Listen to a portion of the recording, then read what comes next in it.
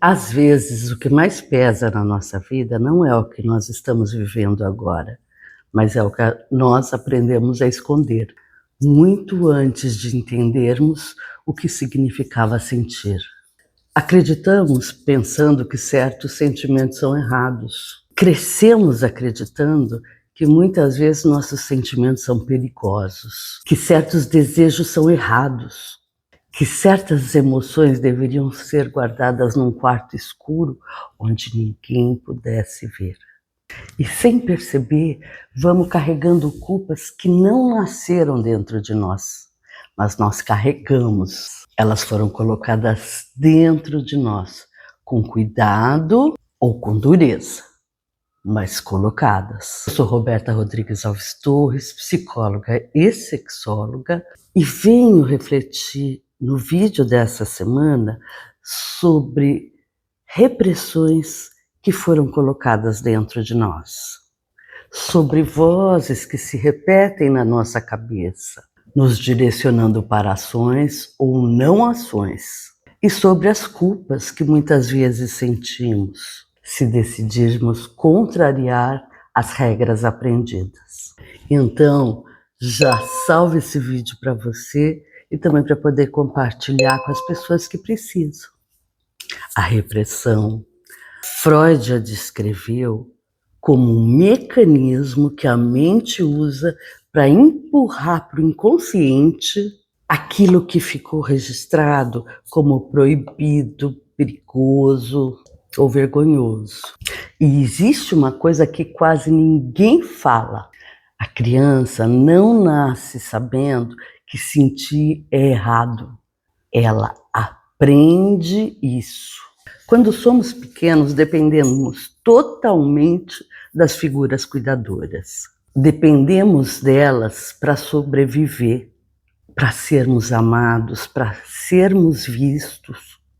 Então, quando essas pessoas dizem com palavras, com gestos, com olhares, com silêncios, que algo não deve ser sentido, que sentir raiva é feio, que desejar é pecado, que chorar é fraqueza, que ter vontade própria é desrespeito, isso vai sendo incorporado pelo nosso psiquismo.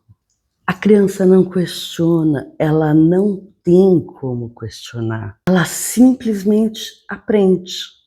E para continuar pertencendo no mundo que ela está, ela começa a empurrar para dentro tudo aquilo que parece ameaçar o vínculo.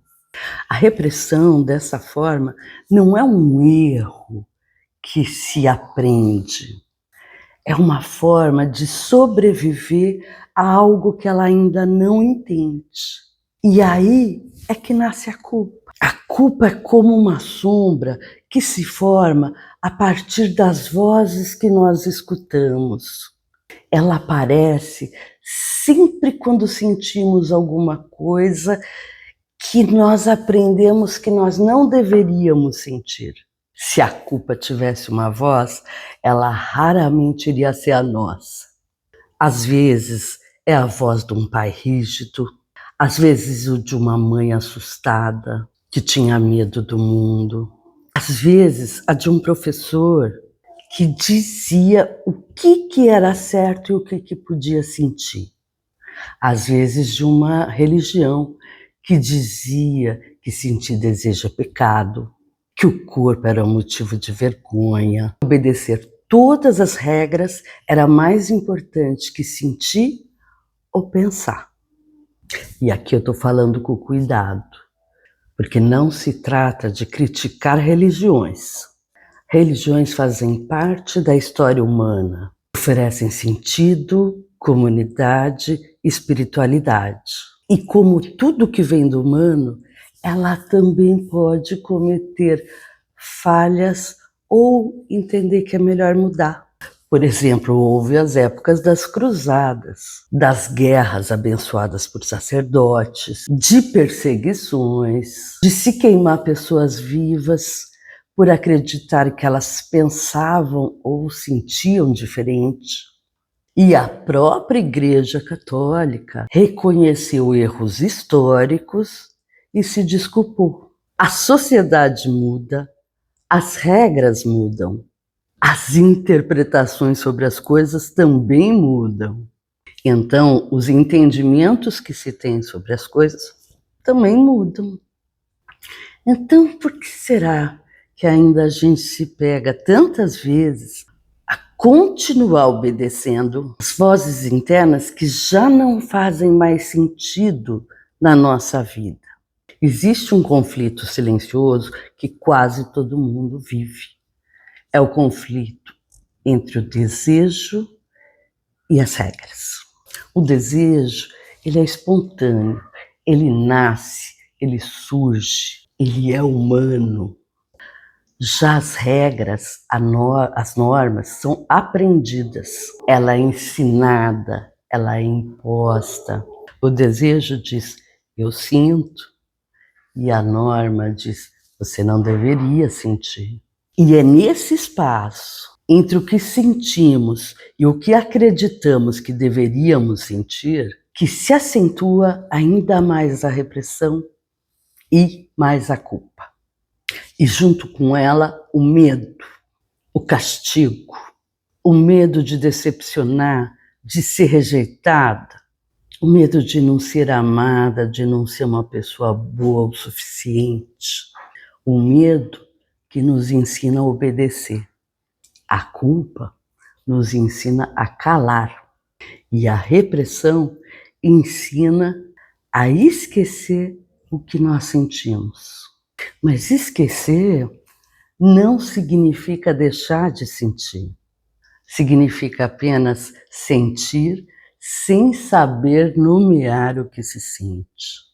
E isso dói de um jeito silencioso, de um jeito que ninguém vê, mas dói.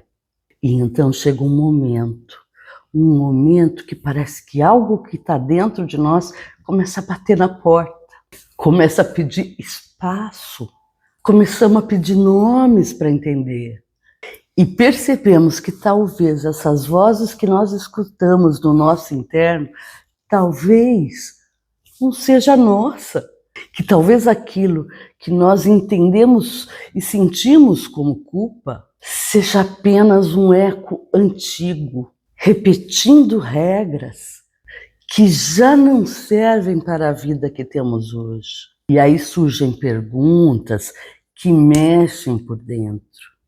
Quem te ensinou a pensar desse jeito? Quem te ensinou a pensar que isso era errado? Quem definiu o que você deveria desejar? Quem disse que você deveria se punir porque é um ser humano? Quem colocou dentro de você a ideia de que existe um jeito certo para sentir as coisas? E principalmente, por que você ainda está obedecendo regras e vozes que não são as suas? Talvez a possibilidade de transformação esteja exatamente aqui. No momento em que você consegue encarar de frente aquilo que você sente e deseja. E não para você se punir, mas para você se reconhecer. Talvez a liberdade não esteja em apagar a culpa, mas sim em entender de onde ela veio. Talvez a força não esteja em vencer o medo, mas em perceber que ele não está sendo mais necessário. Talvez o primeiro passo para parar de se reprimir não seja você mudar quem é, mas permitir-se sentir o que já está aí e está esperando para ser visto. E eu vou deixar aqui uma última pergunta, não para que você responda agora, mas para que possa ecoar dentro de você. Se você pudesse ouvir apenas a sua voz, sem aquelas vozes aprendidas, o que esta sua voz diria sobre o que você pensa e sobre o que você deseja hoje? Se você gostou desse vídeo, deixa seu like. Se quiser deixar sua mensagem, Já se inscreve no canal para receber mais vídeos como esse. E não esquece, se cuida. Se isso estiver sofrido para você, não deixe de buscar ajuda profissional. Não fique sozinho, sozinha, sozinha. Um beijo, boa semana.